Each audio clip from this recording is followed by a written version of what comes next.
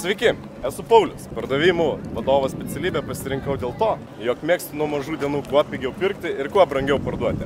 O tas jausmas, sudarius pardavimų sandorį, yra be galo saldus. Kokios būdo savybės reikalingos šiai specialybei? Manau, tai yra atkaklumas, ryžtas bei greita reakcija į susidariusią situaciją.